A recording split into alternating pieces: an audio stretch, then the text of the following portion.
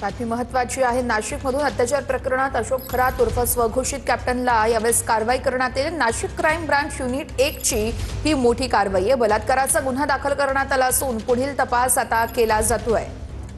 तपासादरम्यान पोलिसांकडून तब्बल 58 व्हिडिओ हे जप्त करण्यात आलेले आहेत। आणि या संदर्भातली माहिती देत आहेत चंदन पुजारीकर आमचे प्रतिनिधी आहेत आपल्यासोबत। चंदन, नाशिकमधील या प्रकरणातली मोठी अपडेट आहे, नेमकं काय घडतं आणि आतापर्यंत काय अपडेट समोर आली आहे? निश्चितपणे कॅप्टन खरात हे एक ज्योतिष अभ्यासकांमधलं मोठं नाव समजलं जातं। अनेक सेलिब्रिटीज असतील, अनेक राजकीय पक्षाचे नेते पुढारी हे कॅप्टन खरात यांच्या संपर्कात असतात। त्यांच्याकडनं आपलं भविष्य जाणून घेण्यासाठी ते त्यांच्या ऑफिसमध्ये सातत्यानं येत असतात। मात्र आता हा जो संपूर्ण प्रकार समोर आलेला आहे, यामध्ये कॅप्टन खरात यांना नाशिक पोलिसांनी अटक केलेली आहे। एका महिलेनं कॅप्टन खरात यांच्या विरोधात तक्रार दिलेली आहे की त्यांनी सातत्यानं त्यांच्यावर बलात्कार केला आणि त्यामुळे पोलिसांनी आता कॅप्टन खरात यांना अटक केलेली आहे।